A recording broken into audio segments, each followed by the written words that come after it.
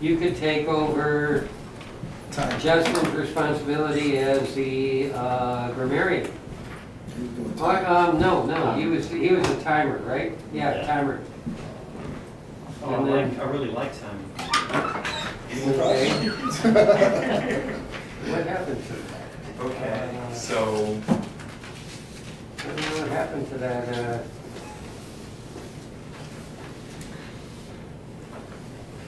thought I had it in here. so are you receiving emails from me? I get some of the emails, I might overlook them. Oh, okay, all right, I do get them. okay. We need to highlight it so it becomes more valuable. Yeah. So you're doing a timer now? Yes. Okay, Julius, okay.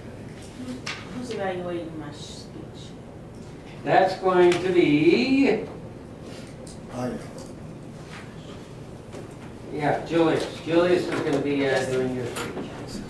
Okay, so those items that were said on the email, next week and the week after, there's no Toastmasters meeting. And I will try to make sure I email Mark to tell him to put that on the Hilltoppers Facebook page. Yes. So do you have a copy of that right available that you want to look Of at? having a car here in Alabama. Okay, all right. So the last meeting of 2016 will take place today, December 19th. There will be no executive committee meeting until 2017. And also there's a Bible study group that now occupies the space immediately after 8 o'clock. So we need to tighten up like the last 5 to 10 minutes of our meeting so we can be sure to make a smooth transition from our meeting to their meeting. So what, do you have a date for the executive meeting now? I still want to put it the second week that Julius comes in the month, not the first Monday that Julius comes to a meeting, but the second Monday. I guess that'll be the third week of the. Third week? Now, with the holiday, are you still on the same pattern or? Pretty much. Okay, so that means you, The night could be, that's right. okay. Jules, do you text? Yes. I didn't know if you did. Okay. And also, we also need to tighten up on our attendance and participation. So that's going to be the 23rd. The 23rd is, 16th is the 3rd. Are you going to be here on the 16th or is that on the 23rd? I'm not sure. I mean, it is. We're gonna have a meeting, I can just come for the meeting, or else I just cancel it out, just come here for the meeting, whatever's good for you. Okay, all right. Okay. So which one do you want? We'll do the 16th. 16th, okay. January 16th, executive meeting, and anyone who wants to attend can also attend, but we'll try to get everybody involved that we can.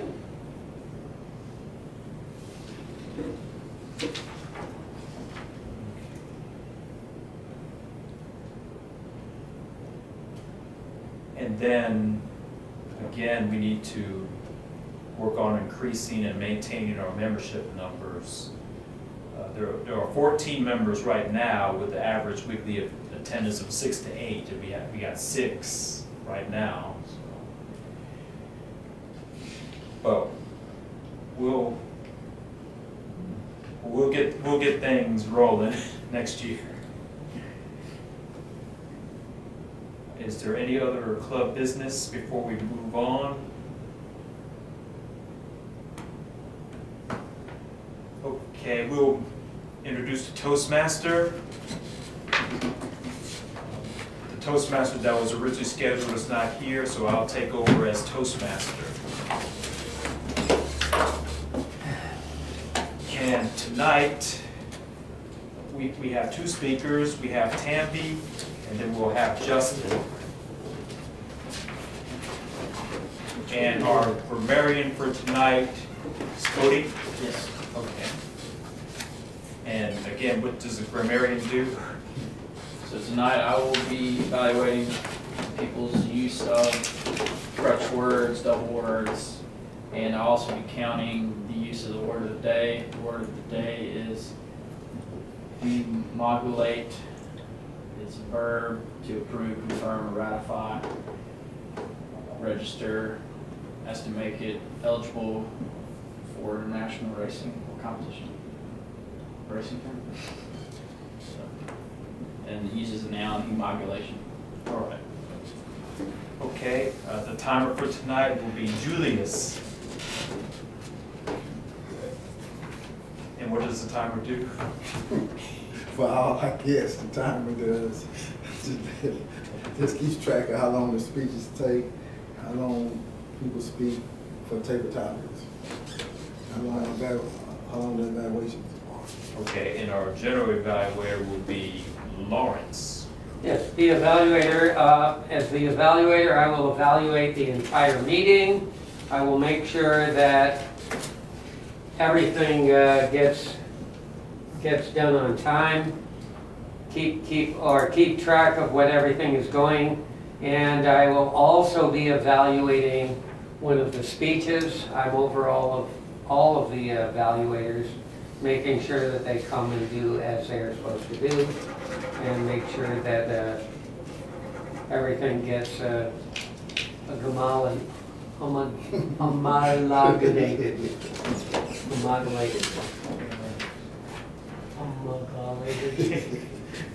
right, so at this time, Homogenized. I will introduce the first speaker. And the first speaker has been with the club for a few months. And this is her second speech. Okay, so our speaker for tonight will be Tammy. Thank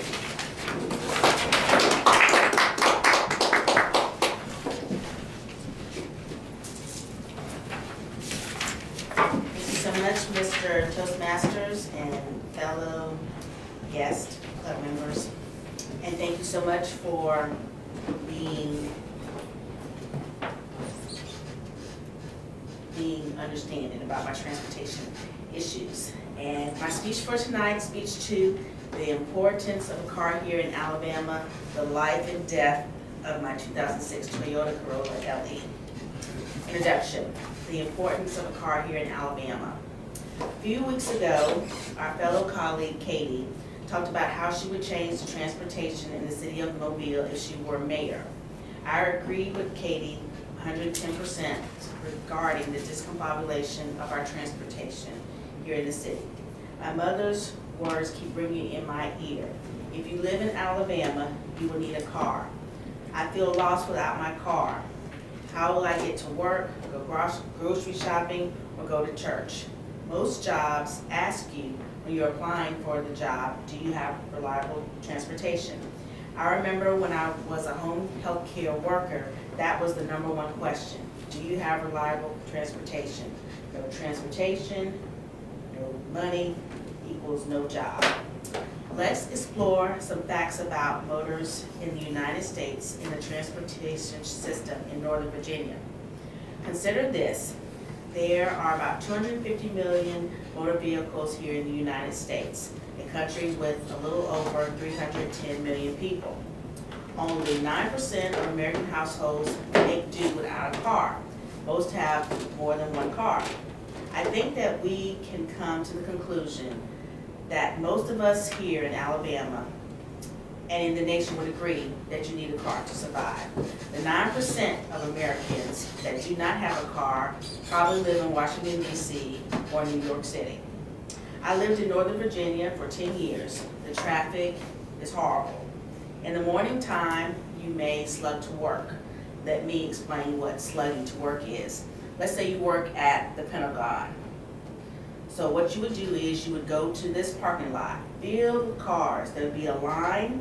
You would drive up to the line. You would get the people who would go to the Pentagon, and you don't know these people, but you want to get on the HOV lane, high occupancy vehicle. Qualifications are you need 3 people in your vehicle.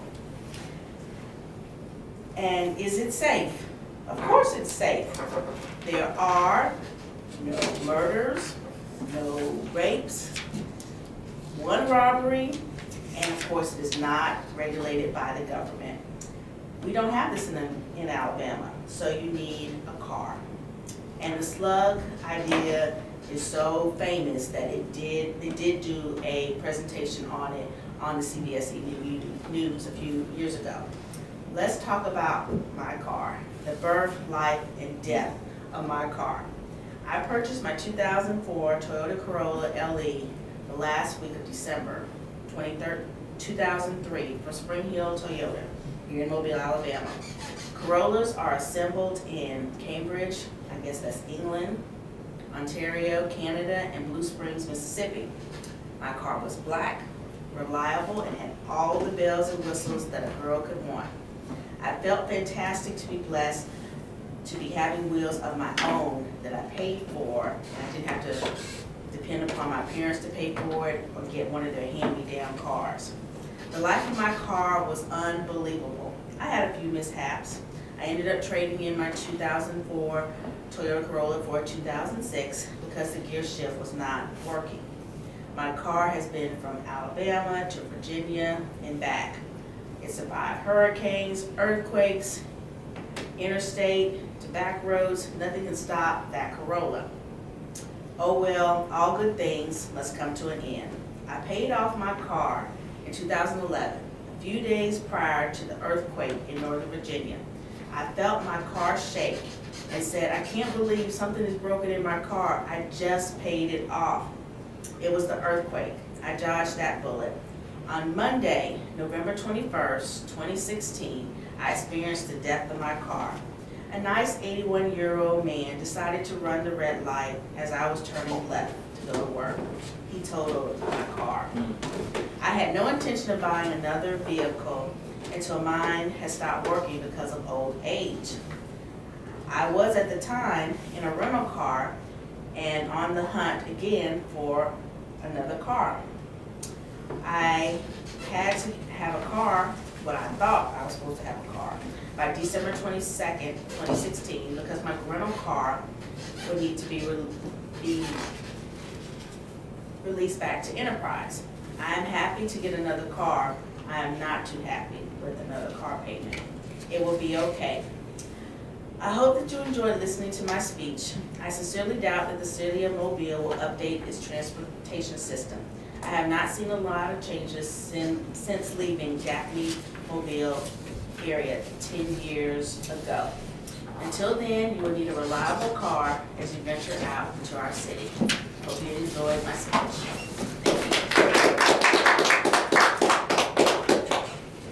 Thank you, Tamby. Our next speech for the evening will be done by Justin, and I believe this is speech number 2. Correct. Organize your speech. Okay, organize your speech. So at this time, our next speaker is Justin. And what was the title? Thank you. The title is, What is a Sailplane and How do they stay aloft?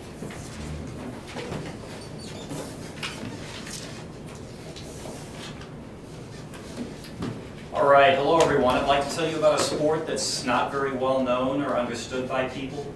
The sport is soaring. Most people haven't heard of it, and the few that have just have a very vague idea of what it's about. But soaring is a type of flying that's done in gliders, also known as sailplanes. So what is a sailplane? A sailplane is a heavier than air aircraft without an engine. It has long, narrow wings, and it's very streamlined to be very efficient. Most sailplanes seat 1 or 2 people. They have enclosed cockpits, they have a landing gear, they have controls, and they have instruments just like a powered aircraft does. Here in the USA, they're usually towed aloft by a powered tow plane like a crop duster.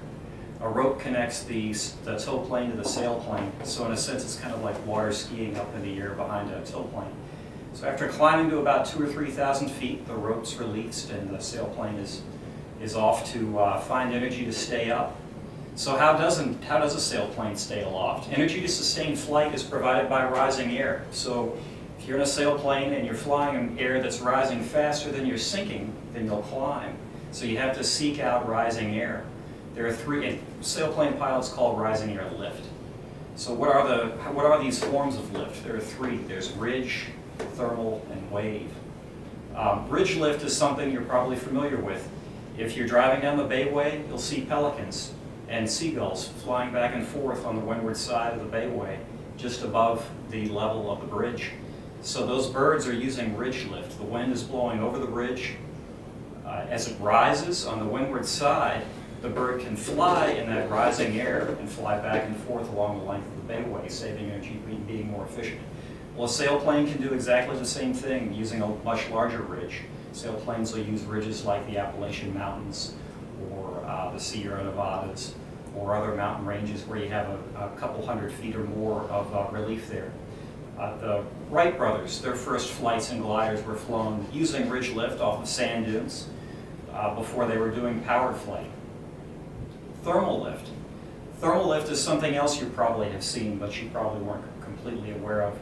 Hawks and buzzards will use thermals to stay aloft and spot prey. So you'll see hawks and buzzards flying very slowly in circles and climbing slowly without flapping their wings. So they're utilizing a thermal, a rising warm air draft.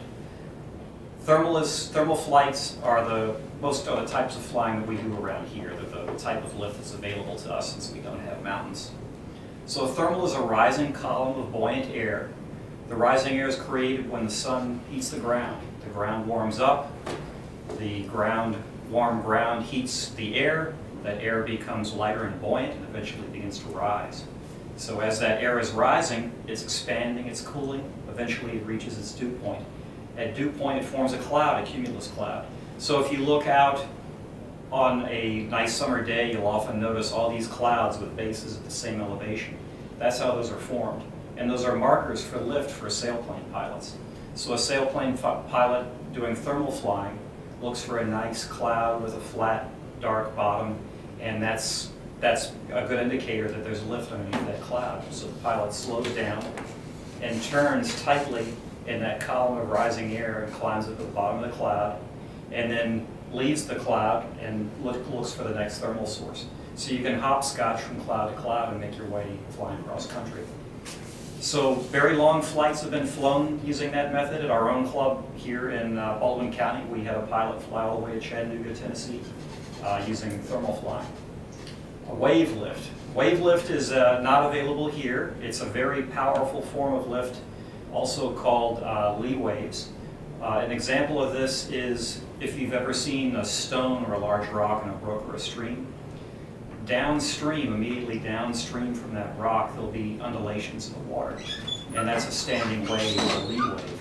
So the same thing happens when wind blows over a mountain range. Downwind of the mountain range, the wind will come down the backside of the mountain, hit the valley floor, and rebound, and form an oscillation, a standing wave in the air. So the sailplane can fly in the rising part of that wave and stay aloft, much like surfing, and ride back and forth across the face of the wave, and do very long flights that way also. Sailplanes have flown to 50,000 feet in mountain wave. Distances of over 1,000 miles have been flown in mountain wave in the Andes and along the Sierra Nevadas. So soaring is a very pure form of flight. It's technically relatively simple compared to other types of flying. However, it requires a lot of technique to find and use all the sources of lift. Perhaps this talk will pique your interest. Maybe some of you will take a ride in a sailplane or even decide to pick up the sport. It'd be great to see some of you be modulated as a pilot. Thank you for your time. Thank you, Justin. At this time, we'll move on to table topics. And our table topics master for tonight is Cody.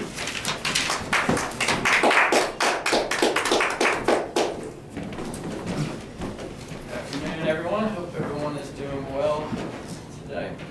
So for table topics, I will go ahead and call on someone for the first table topics question. This one's for you, Marie. And you've received a call from a family friend needing help with changing a tire. How would you explain how to change a tire over the phone to your family friend?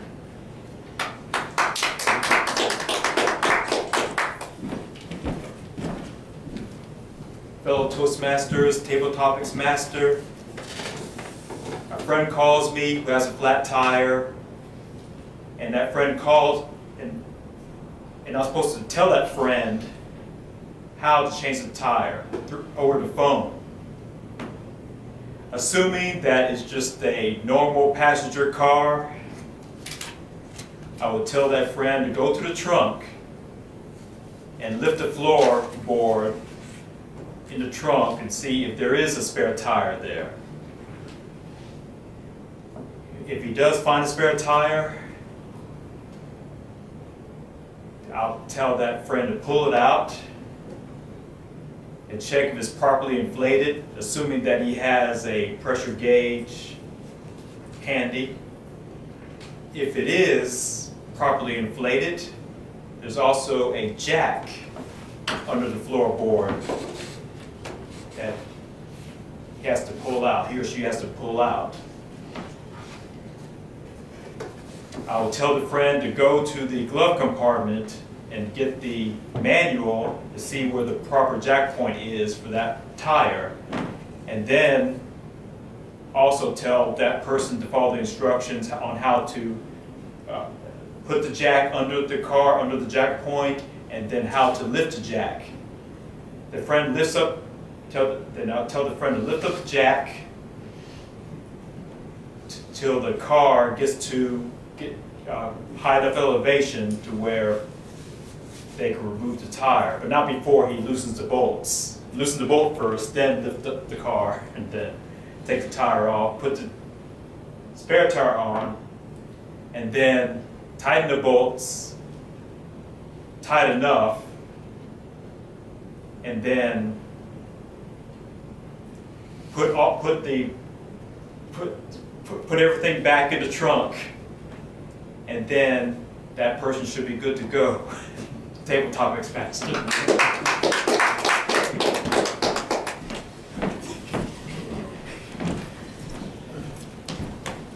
All right, Julius, you have a friend call you. He needs help making a poster board on the topic of famous beaches. How would you explain to him how to make this poster board? Okay.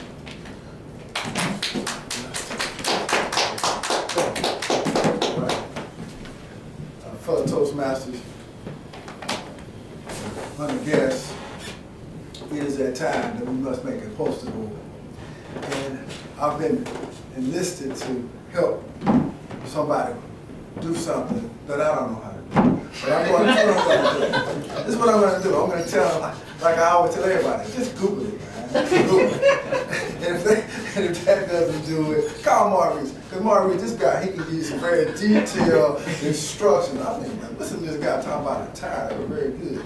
But now back to the poster board. What I do is I tell him, go to the poster board, think about gliding some planes, and just think of some things that you would really want to do to put on that poster board. What are we talking about? What was the poster board? What we put on the poster board? Famous beaches. Famous beaches, very good. All right, now back to Google. You go Google and Google famous beaches, and they're going to give you these. They always give you about like 50 million examples of what you're looking for. So you just pick you one or two or three of them. Get a picture of it. You can go to the site. Once you go to the site, you take out some pictures, put them on the poster board, and that should probably do it. Mr. Toppman.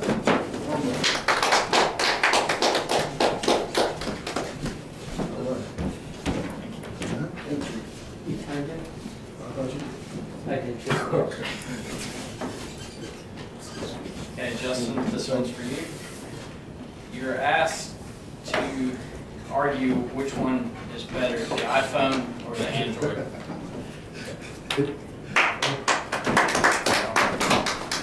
Fellow Toastmasters, I've been asked to argue which one is better, the iPhone or the Android. Well, I can say that I'm very opinionated on this one because I'm an iPhone user. And I really love my iPhone. It's such a great device. It's the original device. It invented the whole marketplace. So big bonus there, very ingenious device. The styling of it's fantastic, very slick, very minimalist. The screen's great, the operating system's rock solid. There's tons and tons of apps out there.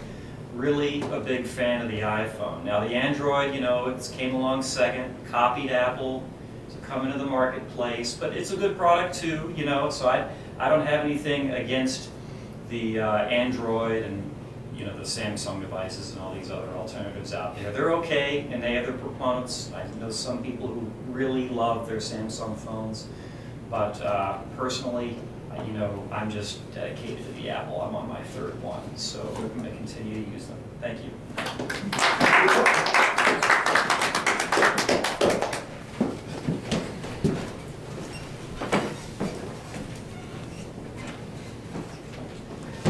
Okay, Lawrence, you had a friend ask you what do you think of their new outfit? You don't really like it. How would you react to this?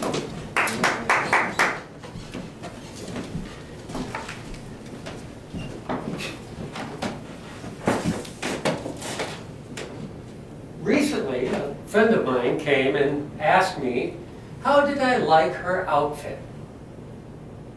This, my friends, is a very loaded question, especially when it comes from a stunning young lady asking a man how he likes her outfit. So, what am I supposed to do? The problem is, a very nice young lady. Everything about her is nice. And she's very personable. There's everything about her is personal, but her fashion sense is worse than mine. And that's saying something. So, how do I present this? Well, what I do is I find, as is best thing to do, something nice to say. This is a problem. I say, oh, you have a very nice blouse. Maybe it doesn't look good on her, I'm not telling her that. But, oh yes, it's a nice blouse. I really think that it's a quality. I like the way that orange and pink and black stripe thing really go together so well with that bright green skirt that you have on. It just is a wonderful thing that you have such a fashion, that you can wear something like that and feel so confident. You're such a beautiful person. And by doing that, of course, I was able to kind of avoid stating whether it was something that I thought looked good or not. Mr. Toastmaster.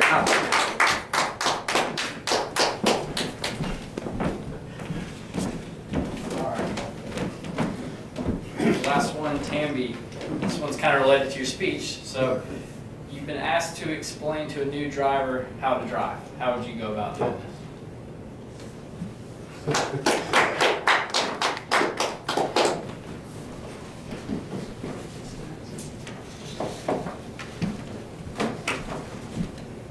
Okay, explain to a new driver how to drive. Since we are all, well, a majority of us are computer savvy, I would tell them, of course, to Google it. I do remember me learning how to drive years and years ago. I would just give them some tips about how to drive. You want to always wear your seatbelt. I was not wearing my seatbelt when I was in my accident. So wear your seatbelt. Be careful of who you let into the car so they won't be distracting you. Don't drive too fast. Try not to blare the radio too much. I remember driving and I had the radio up so loud that I went past the police and I got a ticket. Find someone who you think is a good driver, who's had very few accidents. Study the driving book. Try to implement what they say. That's it.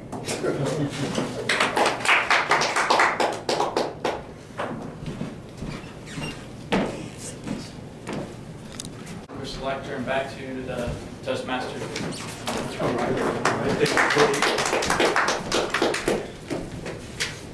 Okay, at this time, we will have our evaluation And our general evaluator for tonight will be Lawrence.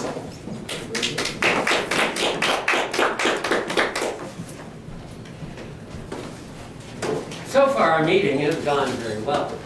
We did start on time and had a slight break before we started our meeting. We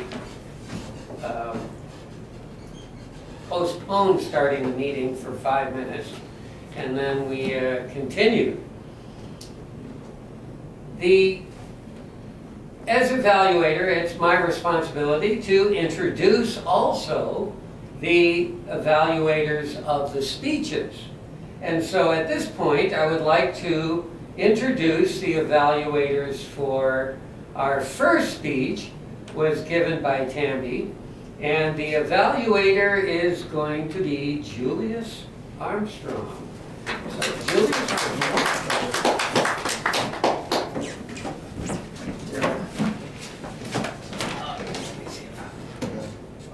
All right, fellow Toastmasters, and most important to Tammy. This is Tammy's second speech. The objective was to organize your speech, some of the criteria that will be evaluated in the speech value. The value of this speech was, it was interesting and meaningful to the audience because we can all relate to not having a car, being in need of a car.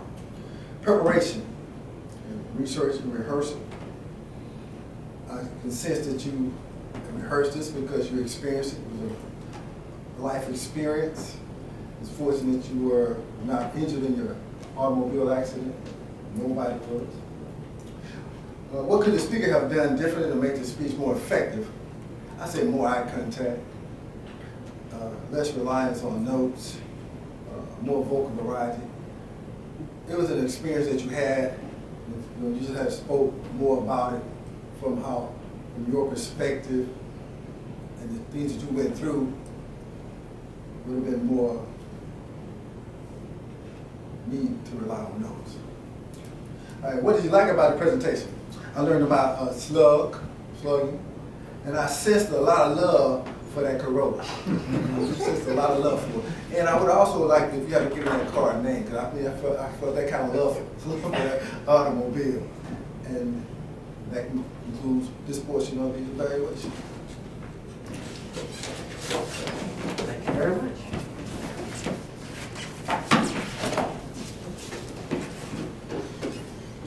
All right, our second evaluator is going to be on Justin's speech, and I get to have the pleasure of evaluating that speech.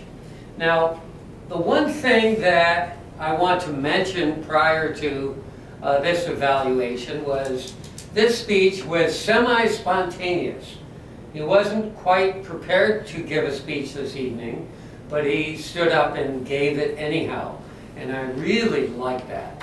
I think that's a wonderful thing when you can learn to do that on a regular basis. That's going to be a really valuable thing in business, because you never know when you're going to be put on the spot to do something or to present something in a lot of business situations. And to be able to get up and do that is a wonderful thing.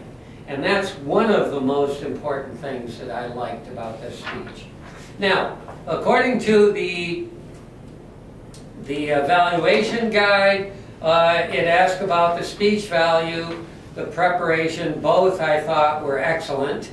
He did prepare it, although rehearsal probably could have been more, but again, it was just semi-spontaneous. Organization, he did very well. He introduced it. He introduced us to his passion as and his hobby of gliding, of soaring, and then he also, in his opening, he kind of brought us into it, introduced you to something that not a lot of people do, the sailplane. Okay, the body was very clear. He explained a lot about it and how it worked and what was going on. And then his conclusion, I thought, was really good.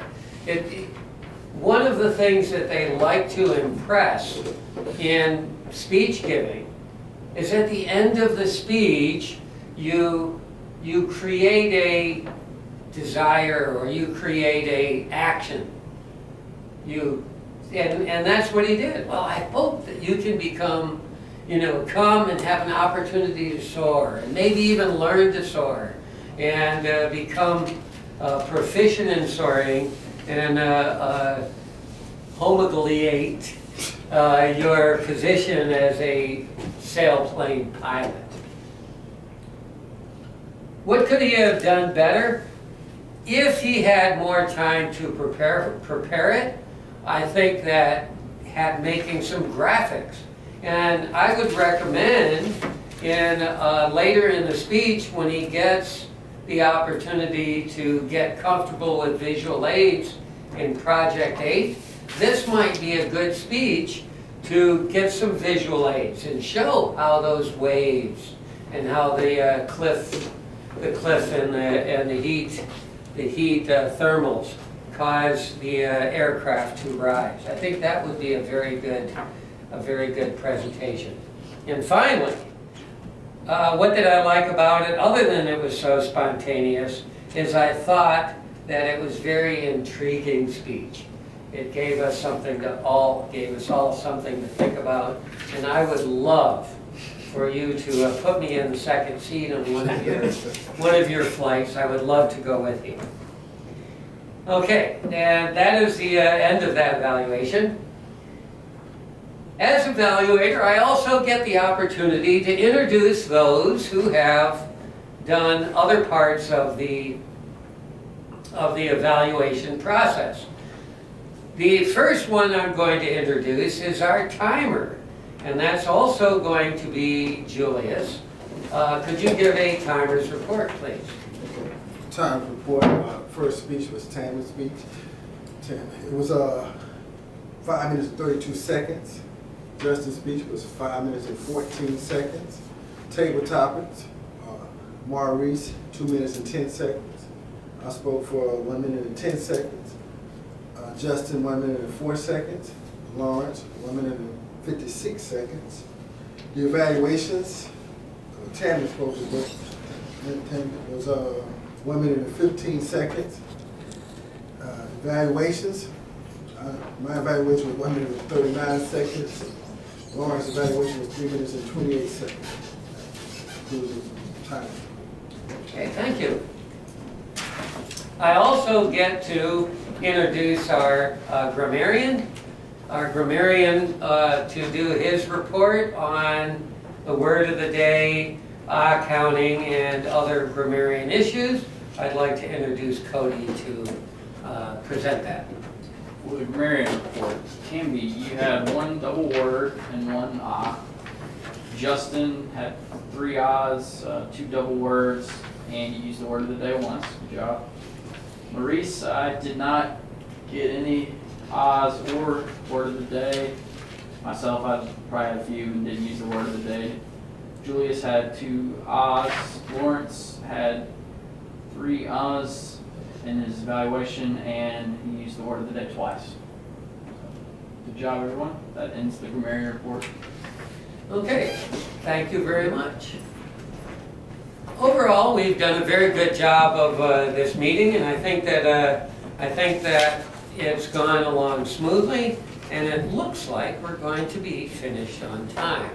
I'd like to present our president and Toastmaster, Maurice.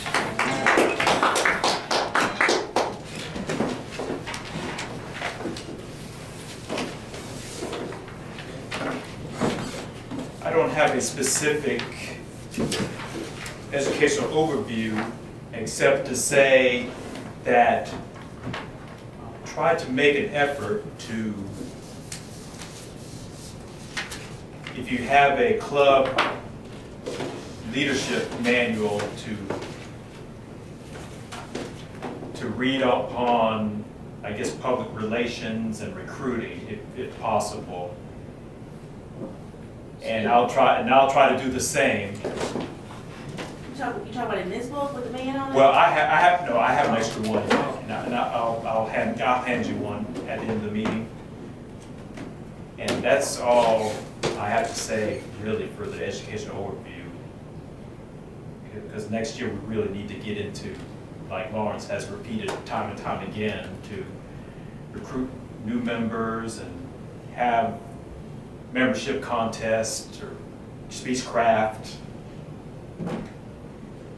and increase our public relations in the community.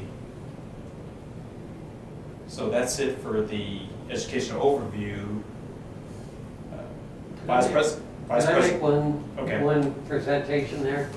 On the one thing that is very easy to do, that we can all do, is talk up Toastmasters.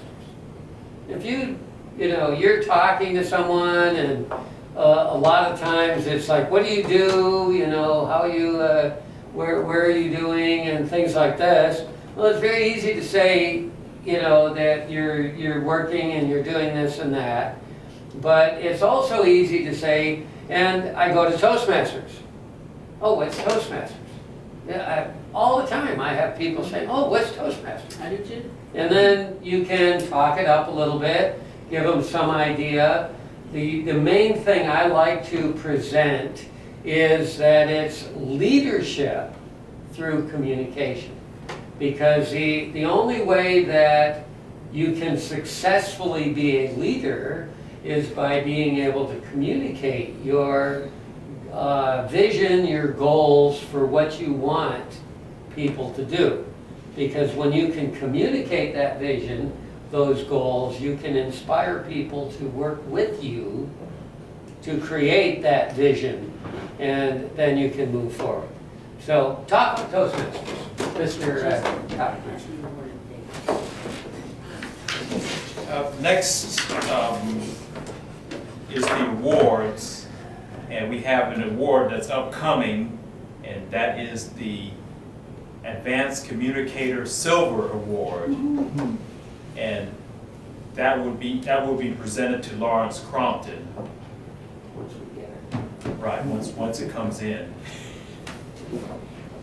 Yeah. And Vice President of Education, would you like to review the agenda I for don't have an January agenda for 9th? January Oh, 16th yet. okay. I'm sorry, I should have, but I didn't. Okay, no problem.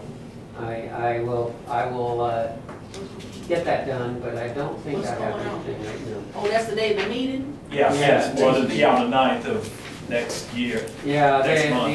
next month is, we're gonna have our next meeting will not be until in the new year, so that's going to be when we get an opportunity to look at it. Right. Who's going to the leadership? I'm going to the one in Pensacola. Did y'all get the email?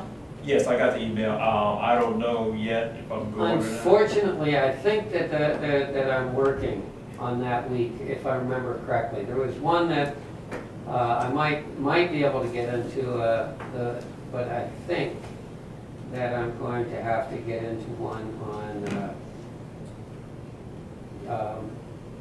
might not be able to get into one, unfortunately.